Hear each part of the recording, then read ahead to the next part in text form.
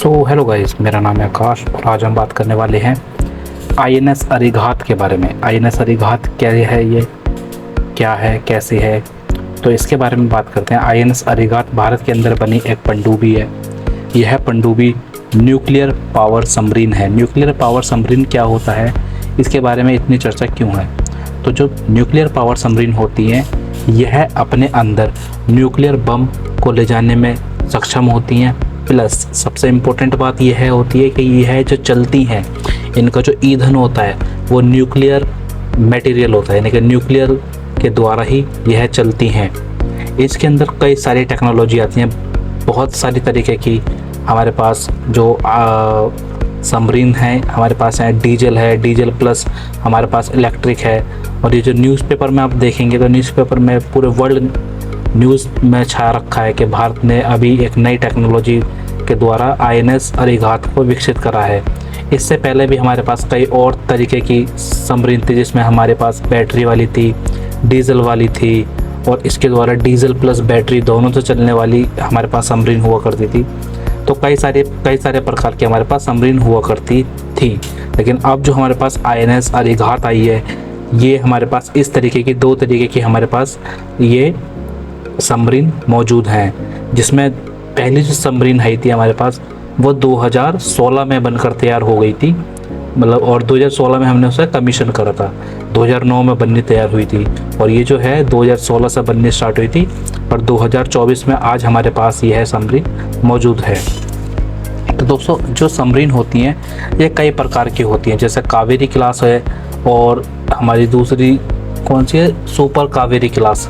यानी कि super Kaveri class में क्या है, इसमें दोनों चीज़ काम करती है, यानी कि इलेक्ट्रिक काम करेगा और उसमें डीजल भी काम करता है। इलेक्ट्रिक और डीजल, इसमें क्या होता है, जो डीजल जब चलता है तो डीजल में आवाज़ करती है सबमरीन, और आवाज़ करने के साथ साथ वो धुआं भी छोड़ती है, यानी कि पानी में बुलबुले भी निकलते हैं, जिससे दुश्मन को पता चल जाता है कि यहाँ पर कोई सबमरीन चल रही है। लेकिन जब हम अपने इलाके में रहते हैं तो डीजल से चलते हैं। जब हमें दुश्मन के इलाके में जाना होता है तो हम क्या करते हैं, हम सबमरीन के डीजल वाले इंजन को बंद करके बैटरी से चलाते हैं। तो बैटरी से जब चलाते हैं तब वो आवाज़ नहीं करती है सबमरीन, जिससे हम दुश्मन के इलाके में पहुंच जाते हैं।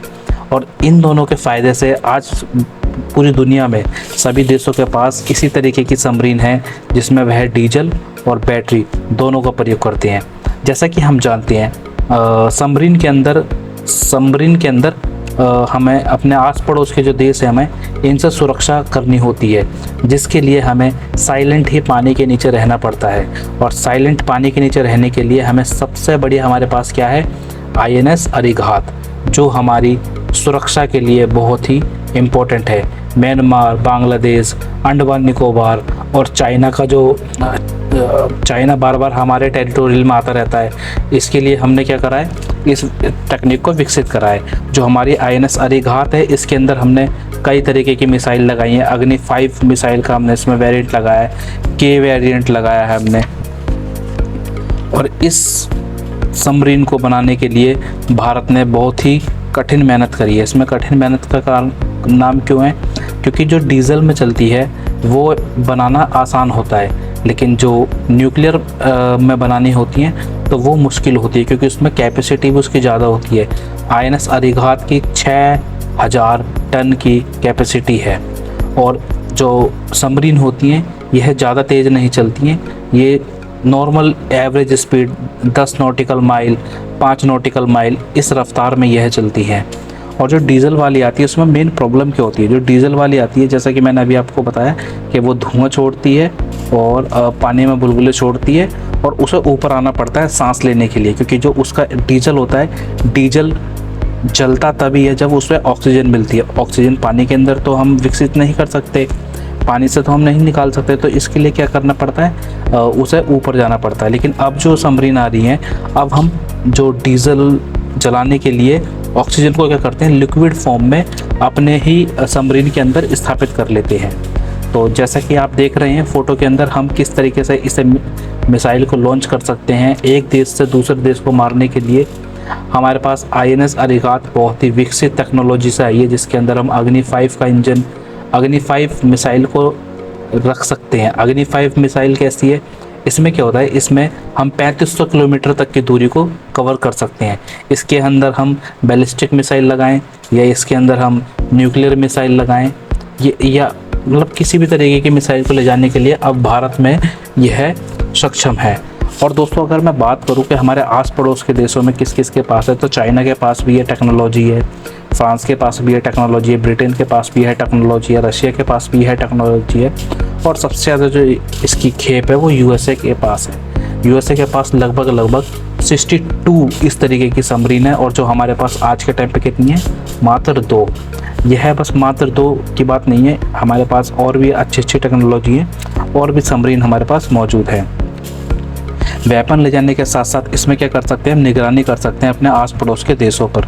और आस पड़ोस के देशों पर जब हम निगरानी करेंगे तो देखिए इसमें S4 नामक क्या लगाई है, हमने मिसाइल लगाई है, जो 700 किलोमीटर एरिया तक को क्या कर सकती है, कवर कर सकती है। और जो इसमें K4 बैलिस्टिक मिसाइल है वो 3500 किलोमीटर तक के एरिया को कवर कर सकती है। जो 3500 किलोमीटर तक का एरिया, यानी कि अगर हम इंडिया की बाउंड्री से छोड़ते हैं तो यह चाइना तक को कवर कर लेती है। अगर हम दूसरी जगह आ जाते हैं गुजरात की तरफ, अगर हम इसे गुजरात से लॉन्च करते हैं, जो तुर्की ज़्यादा बोलता है, हम तुर्की को भी इस चीज़ से क्या कर सकते हैं, निपटा सकते हैं।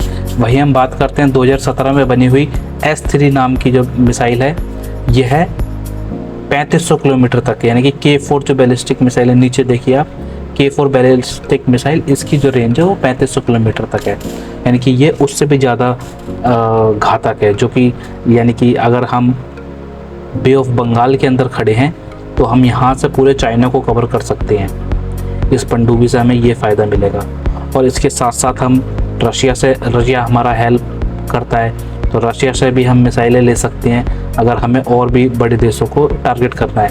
यह 2 मिसाइल हैं, 2 मिसाइल पानी के अंदर चलेंगी, मतलब 2 सबमरीन जो है अभी कम है। देखिए इस तरीके से इंजन इसका काम करता है।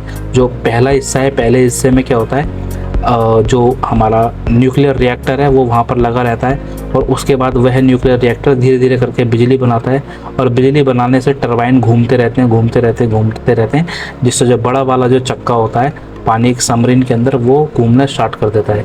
यानी कि इसमें बिल्कुल मामूली सी आवाज़ आती है, बट इस आवाज़ को इग्नोर करके हम आगे अपने दुश्मन क्षेत्र में बढ़ सकते हैं। वही हम बात करें INS जो अरीघात है, यह बहुत ही डीप पानी में जाने के लिए भी बनी है। डीप पानी में जाने से क्या होगा, हम डीप पानी के अंदर नीचे रहेंगे तो इससे दुश्मन को हमारी स्थिति का पता नहीं रहेगा।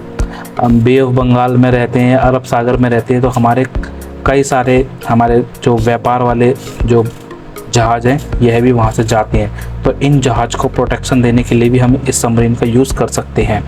प्लस अगर हमें चाइना की निगरानी करनी है, वह किस किस तरीके के सैटेलाइट को लॉन्च कर रहा है या क्या चल रहा है चाइना में, तो हम वहाँ पर जाकर इस सबमरीन के द्वारा चेकअप कर सकते हैं कि भाई वो क्या कर रहा है। क्योंकि इन सबमरीन के अंदर हम क्या कर सकते हैं, अपने रेडार वगैरह फिट करके वहाँ पे लोकेशन को वहाँ पे पता लगा सकते हैं भाई चाइना किस किस रीजन में कहाँ तक इसने अपने पैर पसार लिए हैं। सबसे जो हमारा मेन कॉम्पिटिटर कहें, दुश्मन कहें, वो मेन हमारा चाइना ही है। चाइना को कंपटीशन देने के लिए हमने ये जो अपनी INS अरीघात है इसे बनाया है। और इसके बाद भी हमारी एक नई वो आने वाली है जिसका नाम है INS अरिधान करके नाम है उसका, जो कि हम 2027-28 तक ये हमारी तैयार होगी। जो इसमें हमारा जो INS अरीघात है, इसमें हम मान लीजिए आप 98% भारत ने बनाई है, बस 2% जो न्यूक्लियर रिएक्टर का जो कोर है यह हमने कहाँ से लिया है, यह हमने रशिया से लिया है। तो रशिया से लेने से हमने क्या मतलब पूरा इंडिजीनियस हम खुद नहीं बना पाए, बस 2% हमारा रह गया। लेकिन आने वाले सालों के अंदर भारत सरकार का यह भरोसा है कि हम आने वाले टाइम में जो न्यूक्लियर कोर है हम अपने दोस्तों से ना लेकर हम इसे खुद ही निर्मित करेंगे भारत के अंदर ही। तो दोस्तों देखिए भारत क्या चाहता है, भारत के जो मतलब करीबी जो देश हैं, भारत उनसे इतनी अच्छी मित्रता करता है कि भारत सरकार को ज़्यादा पैसा खर्च करना नहीं पड़ता और वह कम पैसों में बहुत इम्पोर्टेंट पार्ट को हम ले लेते हैं। जैसे कि आप सभी लोग जानते हैं भारत के अंदर तेजस तैयार हो चुका है, अब उसकी बस फ्लाइट उड़ रही हैं, यानी कि वो अभी क्या बोलते हैं उसे मॉडल के रूप में है, यानी कि अभी वो खाली ट्रायल चल रहे हैं बस उसके खाली। जब वो हमारे देश में पूर्ण रूप से सेना अधिकारी कह देंगे कि हम इसे रख सकते हैं, तो तेजस भी हमारे देश में बन जाएगा। तो INS विक्रांत ही इसी तरीके की टेक्नोलॉजी है जो हमारे आस पड़ोस के देश भी हमसे ख़रीदना चाहेंगे। जैसे फिलीपींस ने भी हमसे ये टेक्नोलॉजी ख़रीदी थी, बैलिस्टिक मिसाइल ख़रीदी थी, इसी तरीके से हमारे आसपास के देश भी इस चीज़ को ख़रीदना चाहेंगे। जो INS अरिहंत है, देखिए ये उसका कैंप है, यानी कि पानी के अंदर, पानी के बाहर इतने बड़ा कैंप बना होता है जिसके अंदर ये आती है और चुपके से यहाँ से निकल जाती है, जिससे क्या होता है दुश्मन को पता नहीं होता। ये लोड कर लेती है अपने अंदर बंदूक।